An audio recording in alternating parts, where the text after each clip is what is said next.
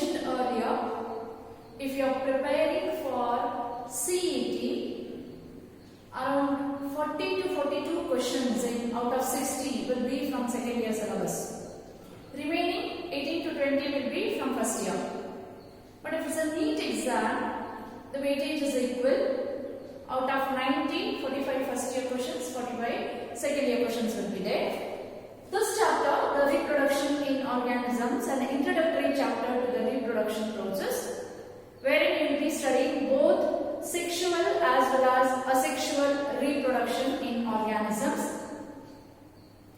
You need to understand the difference between sexual and asexual reproduction.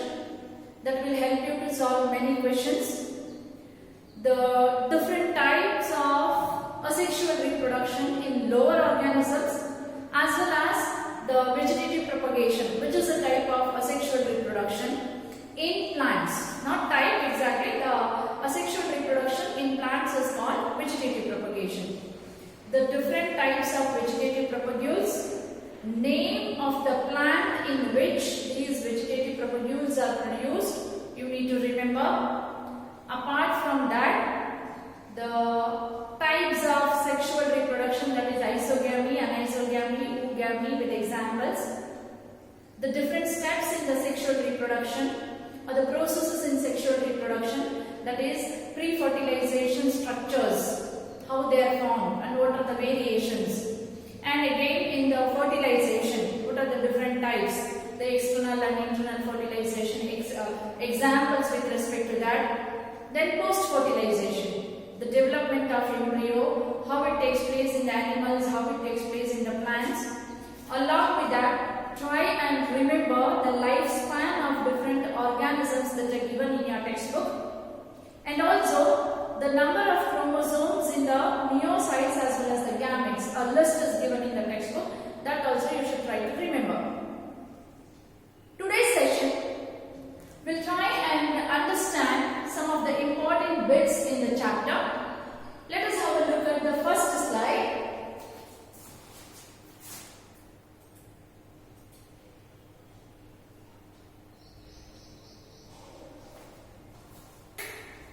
So the first slide, clone is two or more individuals which are similar. So the progeny or the offsprings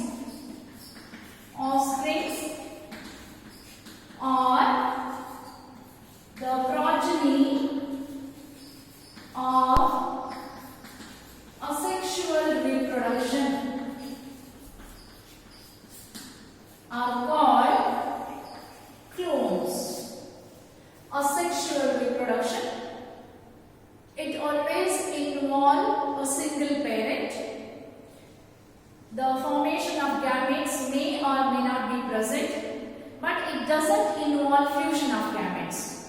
Since there is no fusion of gametes, there is no recombination, and since there is no recombination, no variations are introduced in the progeny.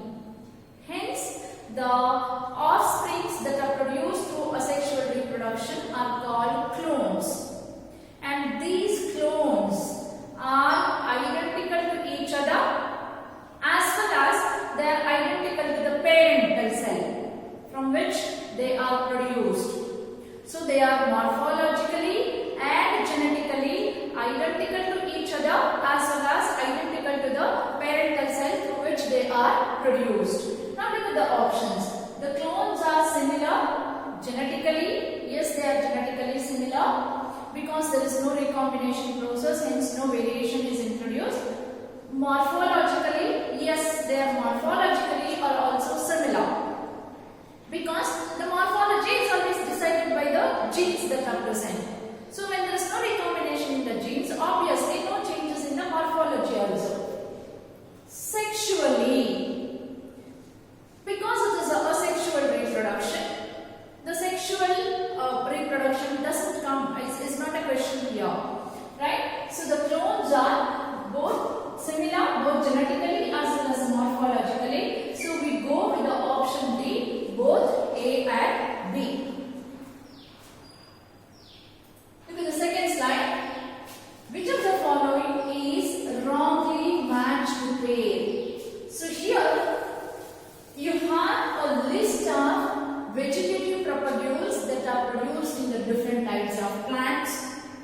the name of the plants you have on one side, the vegetative propagule, name of the vegetative propagule you have on the other side. You need to identify which one is wrongly matched. Vegetative propagation is asexual reproduction in plants, which doesn't involve formation and fusion of gametes. So here, the vegetative part of the plant body gives rise to a new plant. Again, these are also the plants that are derived from vegetative propagation are also identical or similar both genetically as well as morphologically. Look at the options. Potato, the first one. Tuber is the example, the modification in the potato. Potato forms an underground, it shows an underground stem modification.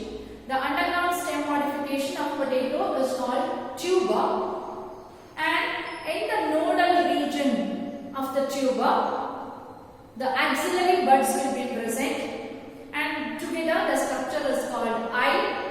Each eye can give rise to a new plant under favorable condition. So potato and tuber is the right matching. The second one, rhizome, ginger. Again, rhizome is the underground stem modification. We have studied in morphology of flowering plants, so I will not go into details what exactly rhizome is, how it looks and all. Right? So the ginger and turmeric are the examples for the rhizome. Right? So this is also a right option. Bulbil, the plant name is agave. Bulbils are again fleshy buds. Fleshy means they are filled with the water. They are fleshy buds. Falling onto the ground, they can give rise to a new plant. Yes, they are produced in the agave. So this is also right match. The last one, leaf buds. Option is banana.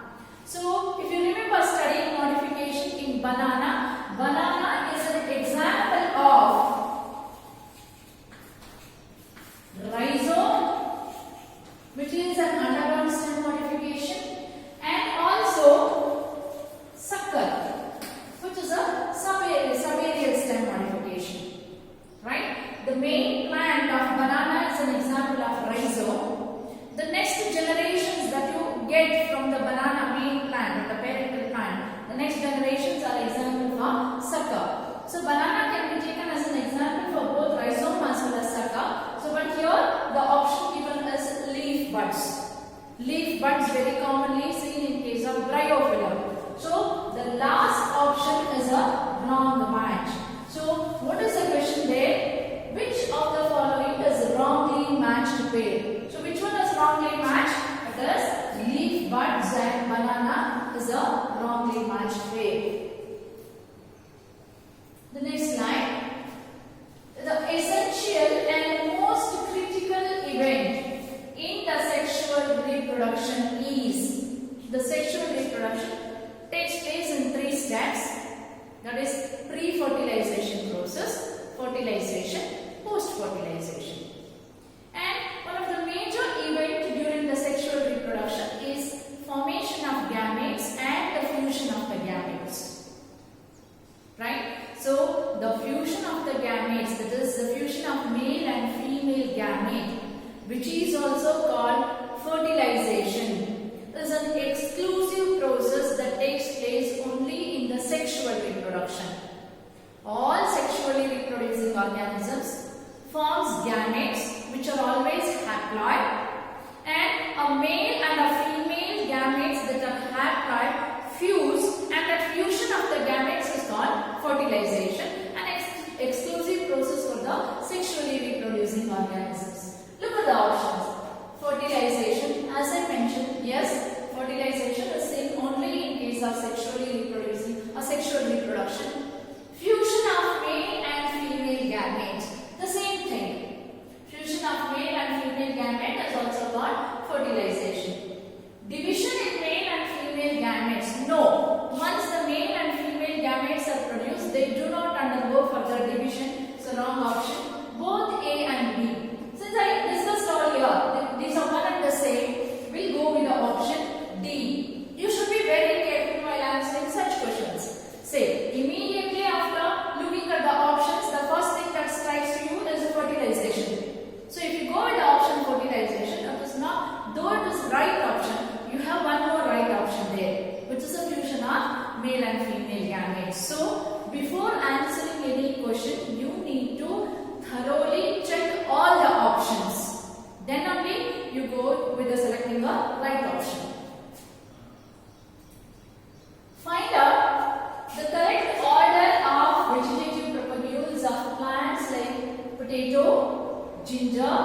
agate, bryophylla and water hyacinth. The vegetative part of the plant body that gives rise to a new plant is called vegetative propagule. So they have given a list of plants there. You need to find out the correct order for each of the plant. See, the first one being potato. The potato, it forms a tuber, which is a pollinating organ, and especially the eyes of the tuber are the vegetative propagules. The second one, ginger. Rhizome is the vegetative propagule. Third one, agate. The vegetative propagule is called bulbil. Fourth is bryophylla. Is an example for foliar bud or commonly called leaf buds. These are the adventitious buds that are produced at the margin of the leaves, which on falling onto the soil surface they develop into a new plant body. And the last is water hyacinth. Water hyacinth and pistia both propagate vegetatively by producing offset. Offset is a runner of one internodal length. At every nodal end, it develops aerially leaves and adventitious roots at the below. So now look at the options here: eyes, rhizome, bulbil, leaf bud, and offset. This should be the order. Now, if you look at the options, the first option starts with the offset, obviously wrong. Second starts with the leaf bud, wrong. Third one is starting with the eyes. Though it is starting with the eyes, you need to look into the each individual answer. See, the first one is eyes, second is rhizome, bulbil, leaf bud, offset. So we go with the option C as the right answer. Bamboo plant flowers only once in their lifetime, generally 50 to 100 years. They produce larger number of fruits and they die. Blue structures were formed by following plant in Kerala, Karnataka and Tamil Nadu. It flowers once in how many years? This again we have discussed while discussing annual, biannual, perennial plants. Right? So the plants can be classified into three groups. Annual, they grow for only one growing season. End of the growing season, they produce flowers and fruit and they die. Biannual, two growing seasons. In the first season, they grow vegetatively. Second season, they grow, they show sexual reproduction. End of the second season, they produce fruits and flowers and die.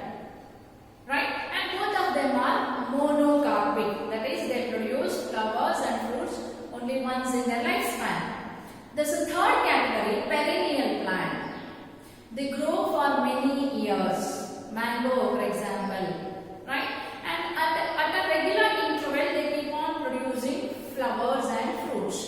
So they are called polycarpic. There are some perennial plants, that is, they grow for many years, but are monocarpic in nature. That is, they produce flowers and fruits only once in their lifespan. Bamboo is one such example.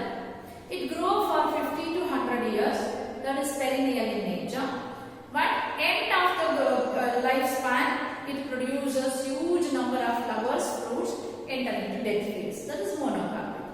So the question is another plant that produces flowers only once in their lifespan. So another name of the another plant, if you remember, Strobilanthes kuntiana. Strobilanthes kuntiana is the name of the plant, commonly called as Neekuranji, and the plant produces flowers once in 12 years.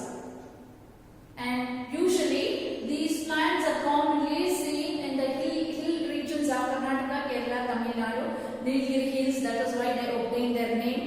When it flowers once in a 12 year, the entire hill region will be covered with the blue flowers, right? So Strobilanthes munthiana or Nilkurunchi, it produces flowers once in 12 years. And if you remember your textbook lines, last time it flowered was during September-October 2006. The next flowering was expected to be in 2018 September-October, but we didn't have much flowering on that period, that is 2018, because of the floods and most of the hill regions were destroyed because of the floods. So option B, 12 years is the answer. Seasonal breeders are the organisms which reproduces during. Again, when it comes to animals, sexual reproduction in animals, the two groups of animals can be identified, that is seasonal breeders and continuous breeders. The first group are seasonal breeders. Seasonal breeders.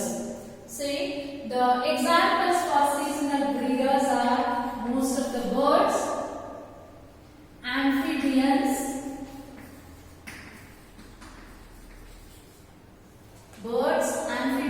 and certain lizards are the example of seasonal breeders. That is, they breed or they reproduce only at a specific period of an year.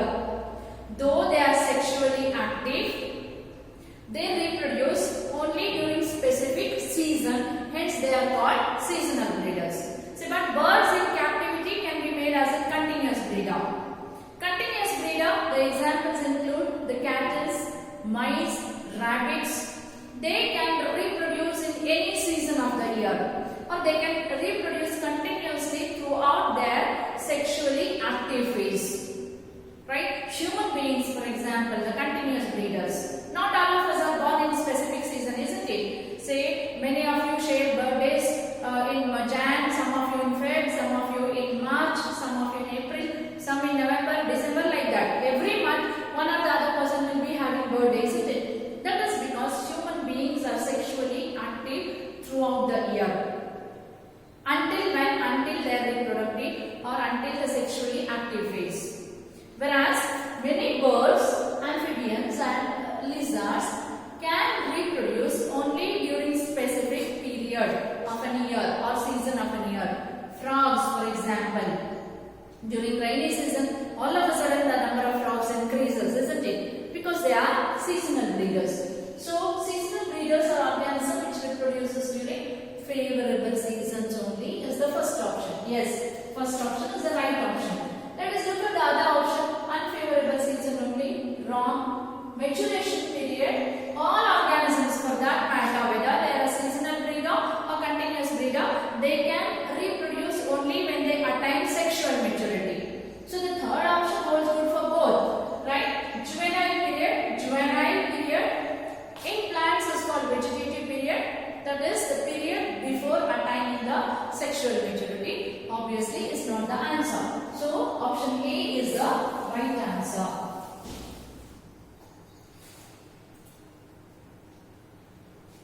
Bisexual animals that possess both male and female reproductive organs are called hermaphrodites. The above statement is, there are many plants as well as animals such as a leech or a tapeworm are the examples. Leech, tapeworm are the examples for the, or earthworm are the examples, where an organism will be having both male and female reproductive structure in it.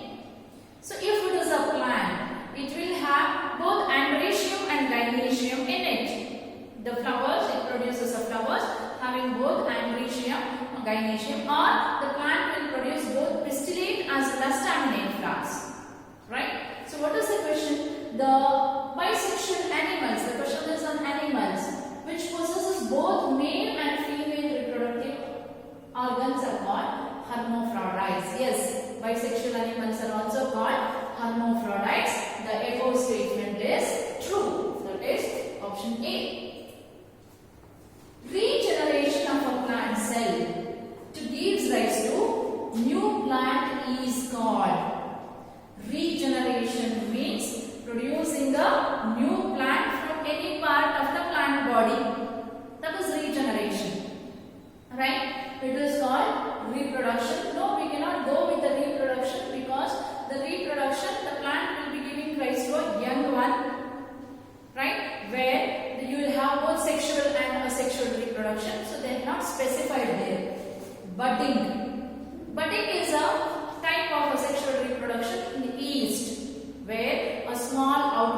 small structure outgrowth called bud will be formed. The same in case of hydra also. This is a type of asexual reproduction. It is not a regeneration process. Totipotency. Totipotency is ability of a plant body to give rise to an entire plant, or ability of a plant cell to give rise to an entire plant is called totipotency.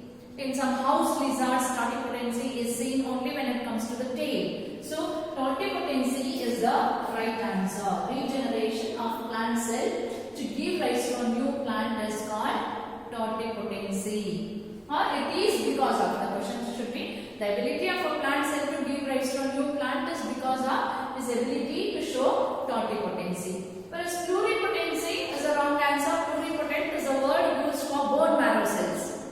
So bone marrow cells can give rise to any other type of cell, but not an entire organism. So pluripotent is also wrong answer. Which of the following is hermaphrodite? Hermaphrodite means which is also called bisexual. It should have both male as well as female reproductive structure in it. So there are three examples given in your textbook. That is leech, earthworm, tapeworm are the examples given in your textbook. So look at the options. So ant is unisexual, aphids are also unisexual, cockroach is also unisexual. The right answer is earthworm, that is option C, is an example of hermaphrodite or bisexual organism. During embryogenesis, the zygote undergoes. Embryogenesis is the process of formation of embryo. It is process of formation of embryo is called embryogenesis. Say, sexual reproduction, as I discussed earlier, it always involves formation of male and female gametes, right? So both the first step is formation of male gamete and also the formation of female gamete. So once the male and female gametes are produced, both of them will be haploid in nature. Then fusion of male and female gamete takes place. The fusion is called fertilization and it produces a diploid structure called zygote. Remember, zygote is always diploid in nature. In case of all those higher organisms, whether it's a plant or animal, that shows embryo formation. That is, it includes, if it comes to plants, except for algae. Algae do not produce embryo. Except for algae, bryophytes, pteridophytes, gymnosperms, angiosperms, all are capable of producing embryo. Embryo later develops into an young one. Right? So, the diploid zygote in all those organisms that produces embryo always undergo mitotic cell division. It undergo mitosis to produce embryo, a multicellular structure called embryo. All the cells of the embryo will be again diploid in nature. Now look at the options. During embryogenesis, the zygote undergoes cell division, mitosis. Yes, right answer. Cell division, meiosis. During the formation of embryo, the zygote will never undergo meiosis. Zygote undergo meiosis only in those organisms that show haplontic life cycle, that is algae. And also in case of fungi, zygote undergo meiosis, that is, the diploid zygote undergo meiosis produces haploid spores. But in all organisms that produces embryo, the zygote always undergo mitotic cell division. So option 1 is the right answer.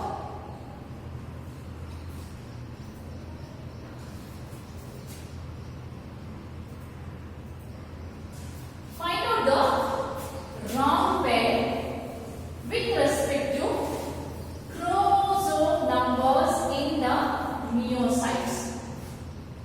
Find out the wrong pair with respect to chromosome number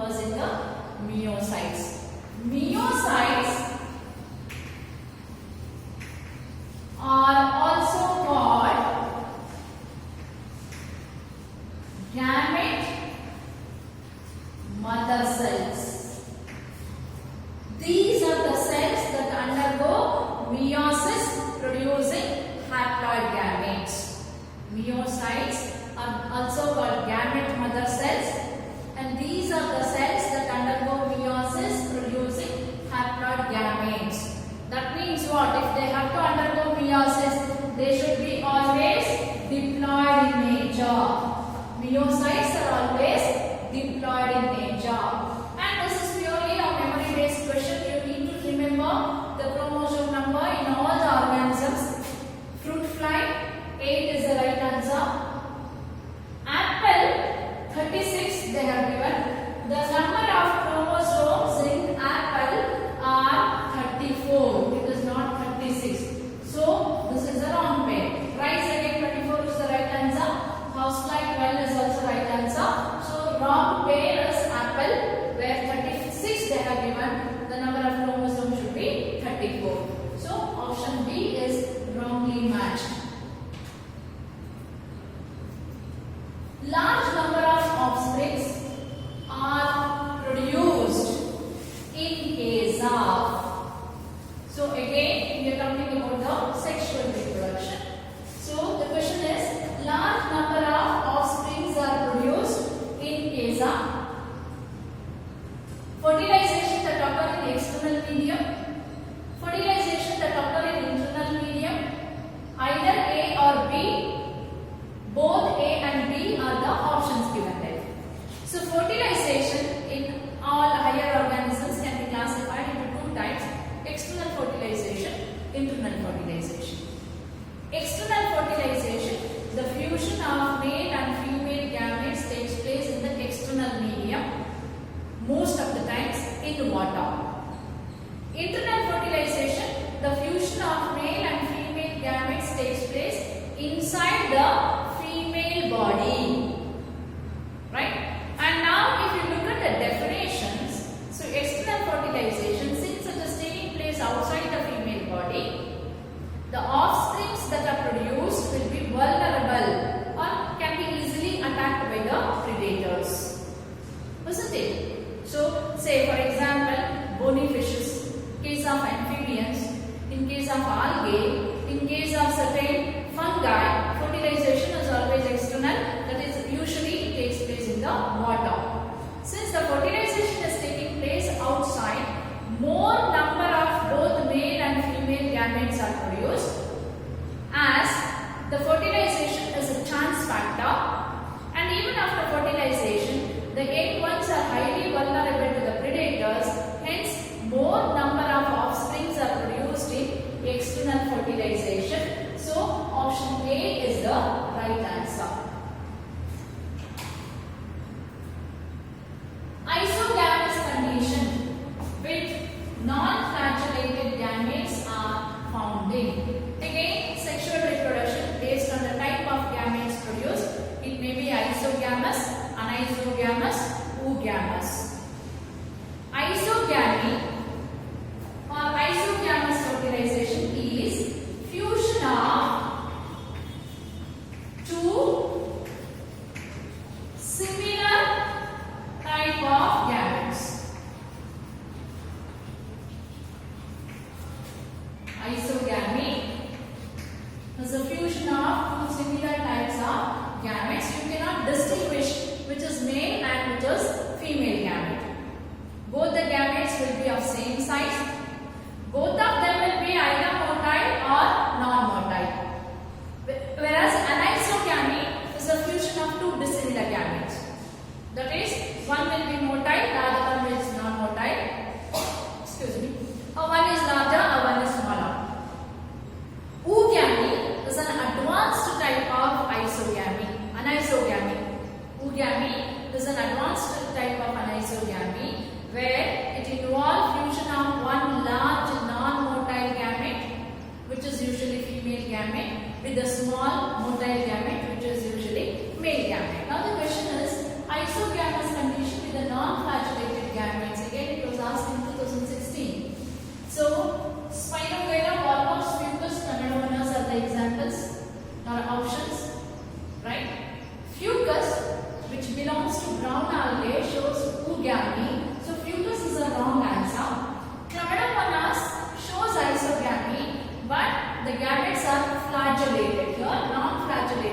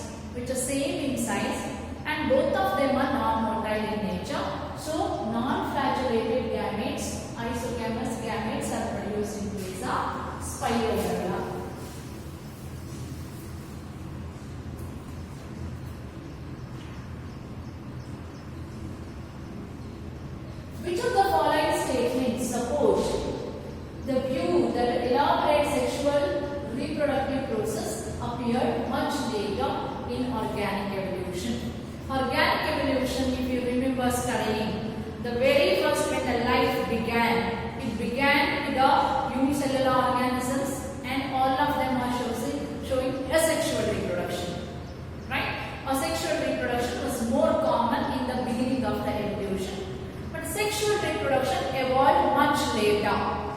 Now the question is, which of the following statements supports the same theory? Look at the first statement. Lower group of organisms have a complex body design. Lower group, if you recollect studying bacteria, members of the Monera, members of Protista, or members of fungi or mycota, they all are considered as a lower group of organisms, and they don't have a complex body design. So the first statement is wrong statement. Asexual reproduction is common in lower groups. Yes, in comparison to higher group of organisms, asexual reproduction, say in case of algae or fungi, or in case of bacteria, in case of Protista, asexual reproduction is more common. They keep on reproducing asexually during unfavorable condition. Only during unfavorable condition they will switch on to sexual reproduction. Not in case of bacteria, but no other organisms, whether it's algae or fungi. During unfavorable condition, they switch on to sexual, or otherwise they keep on reproducing through asexual mode. So, right statement. Asexual reproduction is common in higher groups of organisms. No. It's a contradictory to the second statement. As I mentioned, asexual reproduction is common in lower group of organisms. So, third statement is also wrong. High incidences of sexual reproduction are visible in angiosperms and vertebrates. Yes, majority of the angiosperms, they show a sexual reproduction, and majority of the vertebrates also show sexual reproduction, which are considered as higher group of plants and higher group of animals. So the fourth statement is also right. Now look at the options. Second and fourth statement are right. So option B is the right answer. Immortal individuals are immortal, one that do not have a natural death. Right? So all the living organisms, once they are born, they live for a certain period of time, and after some time they die. What do you call as a lifespan? The period from birth to the natural death is called lifespan. Every organism has a lifespan, whether it is a plant or an animal, for that matter, all the organisms have a specific period of lifespan. But this statement doesn't hold good for unicellular organisms. As in case of unicellular organisms, the cell division itself is a mode of reproduction, and the parental cell will be equally distributed into the daughter cells. So, single cell organism, double cell organism, multi-cell organism, green plants. As I mentioned, unicellular or single cell organisms are considered as immortal because their cell division itself is a mode of reproduction.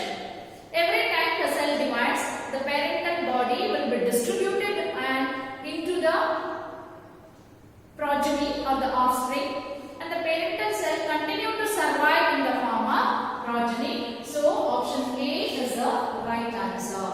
Single cell or unicellular organisms are immortal in nature.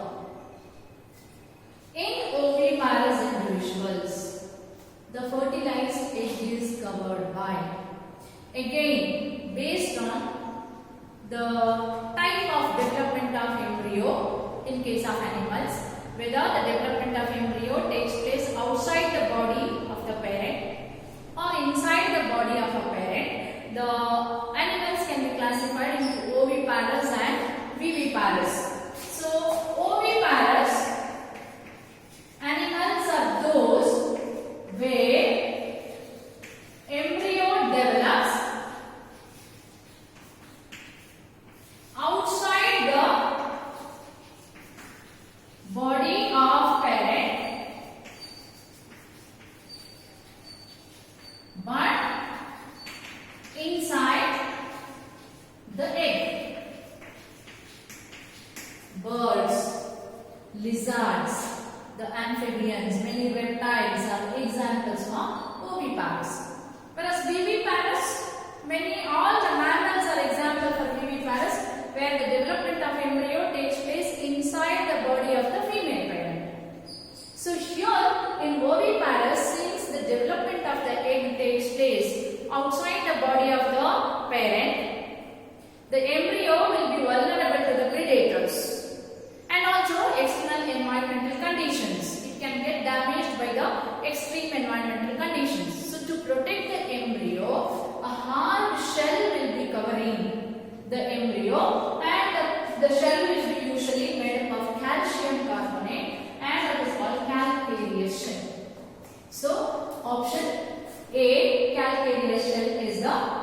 option. In Oviparous, the fertilized egg is covered by calcareous shell. Transverse binary fission occurs in. Binary fission is again a type of asexual reproduction and is more common in case of unicellular organisms. The members of Monera, members of Protista shows binary fission, where the parental cell enlarges, the genetic material divides or duplicates, and a constriction will be formed in the middle of the cell, which finally deepens and divides the cell into two equal sized progeny or the offspring. So, binary fission can be irregular, that is, it can take place from any plane of the cell, as in amoeba, or binary fission can be longitudinal.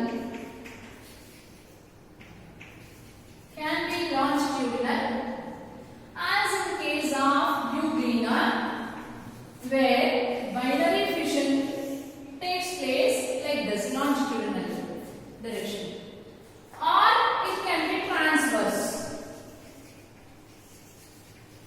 So, transverse binary fission is seen in case of Paramecium. So, Paramecium structure, if you remember, it's something like this. So, it divides transversely, dividing the cell into two equal offsprings. Whereas in case of Hydra, the asexual reproduction is by forming buds. So, Hydra is not an option. The right option is Paramecium. Transverse binary fission is seen in case of Paramecium. Vegetative propagation. In vegetative propagation, the characters of plants are changed, not preserved, preserved, exchanged. Say, asexual reproduction in plants is called vegetative propagation. That is, the vegetative propagation does not involve formation and fusion of gametes. A vegetative part of the plant body, it could be a stem, it could be root, or it could be leaf, produces a structure, vegetative structure, which are called vegetative propagules. There is no crossing over, no recombination, or no exchange of genetic material, and that vegetative part of the plant body will be giving rise to a new plant. So obviously, the progeny that are produced through vegetative propagation are clones of each other. Now, what happens to their characters? So since there is no recombination, no exchange of genetic material, no variations are introduced, they cannot be changed. Not preserved. Not preserved means there should be recombination. No recombination. They are preserved. The genetic material or the characters of the parental plant are preserved as it is because there is no recombination and no exchange of genetic material, and hence no variations are introduced. The parental characters are preserved as it is. So option C is the right answer. Common mode of reproduction in Penicillium. Penicillium belongs to kingdom Mycota, and asexual reproductive structures in the kingdom Mycota can be sporangiospores or conidiospores. The two types, asexual reproductive structure. Penicillium reproduces by producing conidia. Conidia are non-motile, asexual, exogenously produced. They exogenously produced. That is, hyphae is highly branched in case of the Penicillium. Highly branched under the septate. The fungal body is highly branched and septate. And at the tip of the hyphae, a bottle-like structure is present, which is called stigmata. It keeps on cutting out spores exogenously like this, which are called conidia. So, conidia are always non-motile, asexual, and exogenously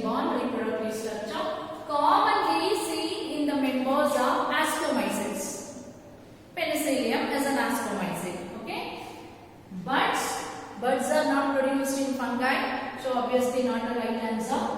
Gemmules are produce asexual reproductive structures of sponges. So not a right answer. Zoospores are motile asexual reproductive structure produced in case of many algae. So zoospores are also wrong answer. The right answer being Unilia. Development of fruit without fertilization is called. So the development of fruit, usually the fruit is a end product of sexual reproduction. Seeds and fruits are the end product of sexual reproduction. Right? After fertilization, ovule gets converted into seed and ovary gets converted into fruit.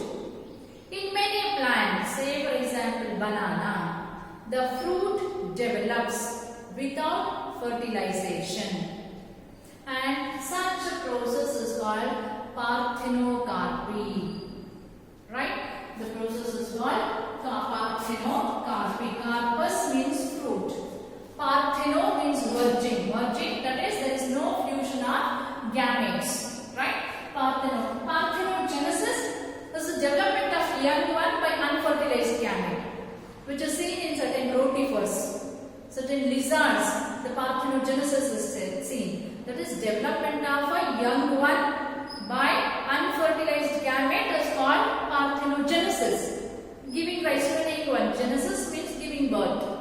Carpus means fruit.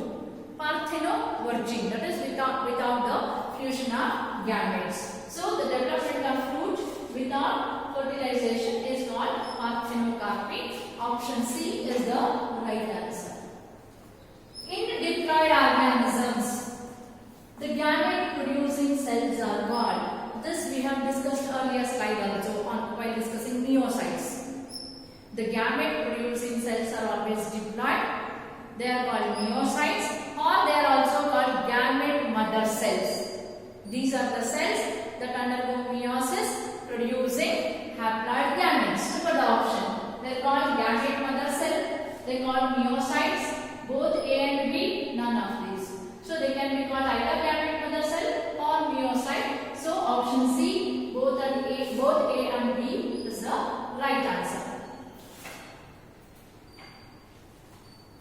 Clone is a group of individuals got through. So the question is how clones are produced. Right? Clones are produced through asexual reproduction or vegetative propagation. Right? Now look at the option. Self-pollination. Self-pollination again as a process in the sexual reproduction. Not an answer. Cross-pollination again as a process in sexual reproduction. So during which the pollen grains are transferred from anther to the stigma surface. Self within the same flower.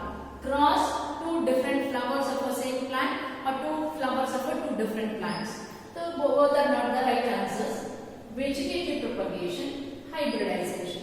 Hybridization again it is a cross between two different plants that have a desired characteristics. So all these A, B, D are concerned with the sexual reproduction.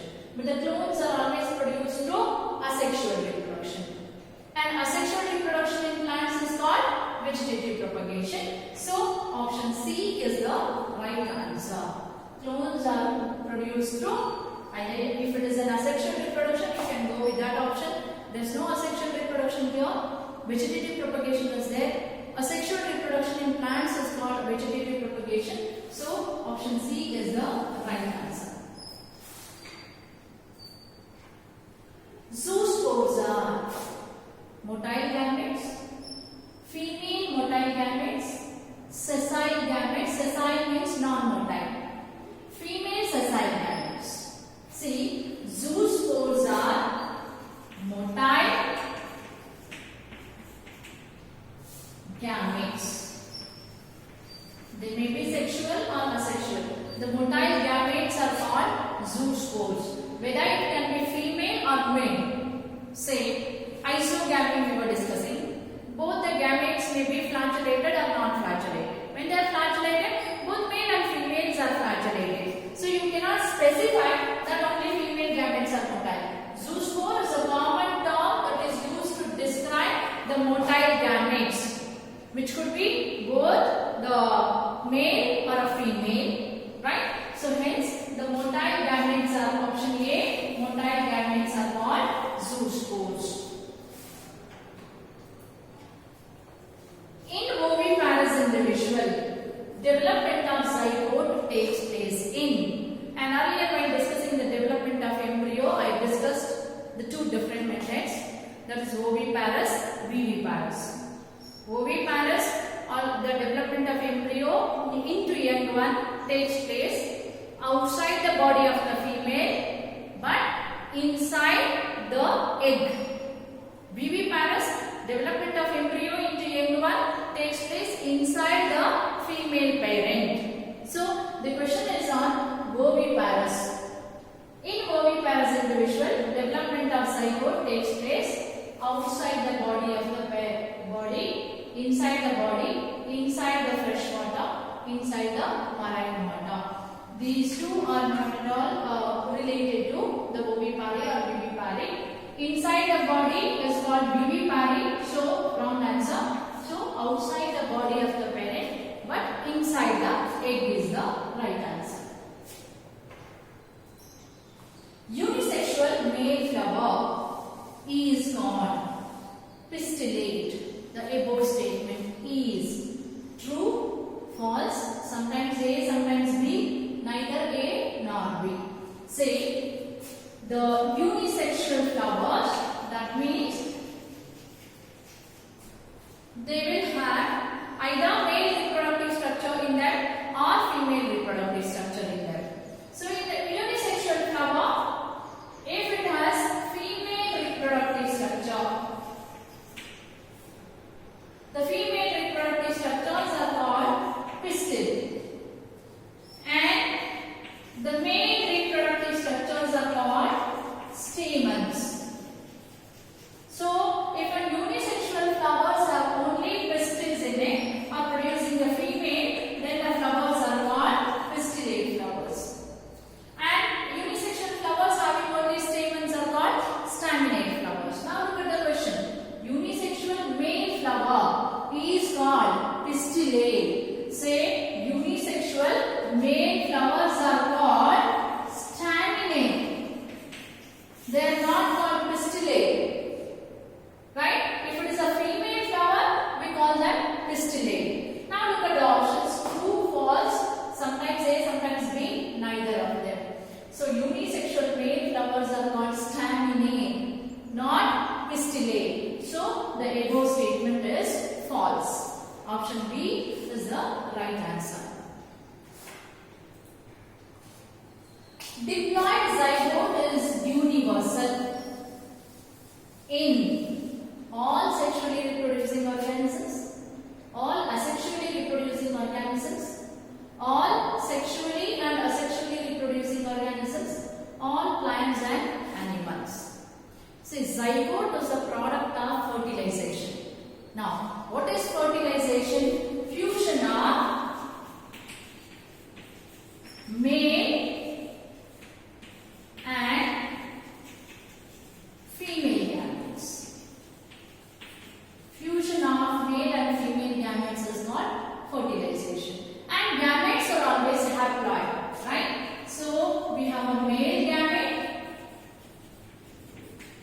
which is haploid in nature, fuses with female gamete which is also haploid in nature. Fusion results in a diploid structure which is called zygote.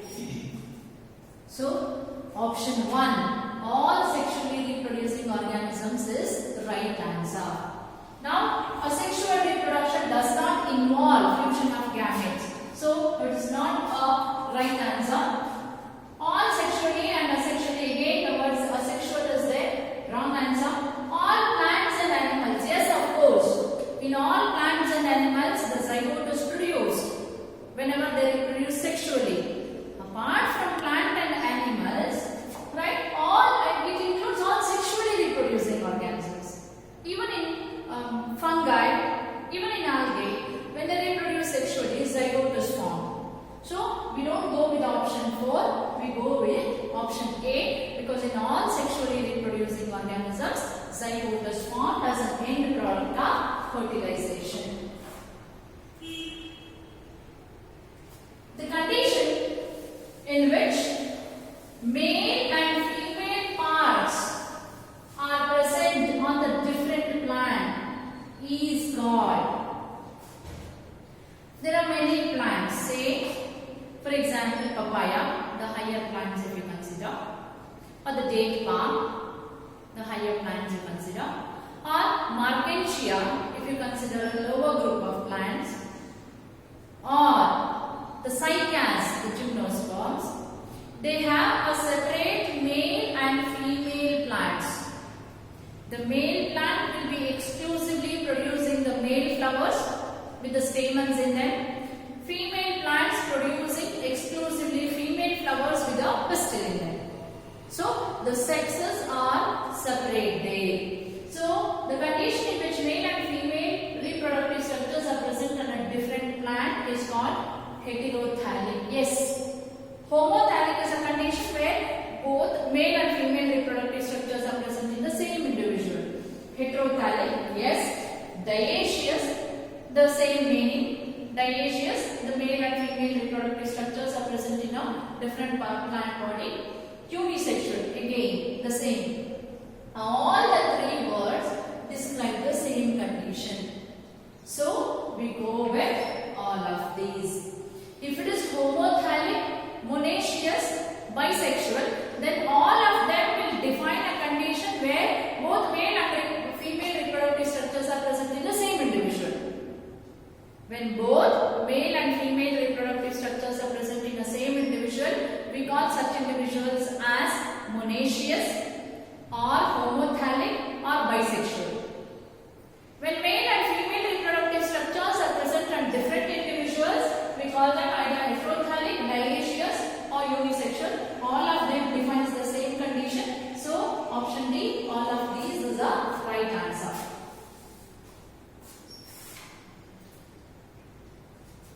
Cell division is mode of reproduction in, and this I have discussed in earlier slide also.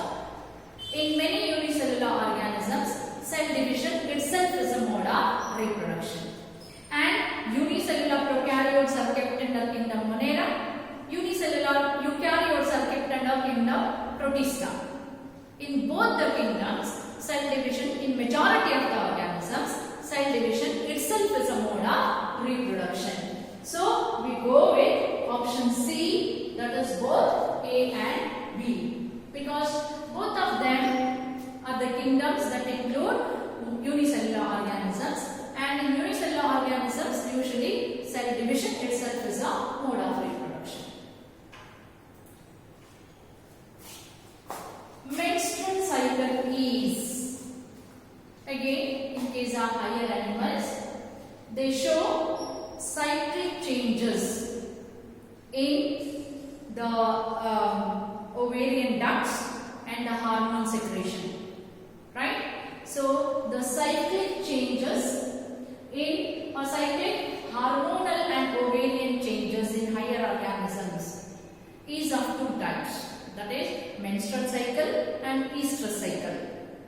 The cyclic changes in the ovarian ducts and hormones of primates is called menstrual cycle.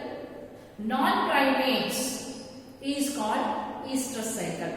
Primates include the monkeys, chimpanzees and human beings. All other mammals comes under non-primates. The rabbit, dog or cattle, all of them you can take as an example for estrous cycle. So menstrual cycle is a seasonal hormonal ovarian changes, conditional hormonal ovarian changes, periodic hormonal ovarian changes, habitual hormonal ovarian changes. All the options have ovarian changes. But when does it happen? It happens every 28 days if it is a menstrual cycle. In all the females, once they attain maturity, it's a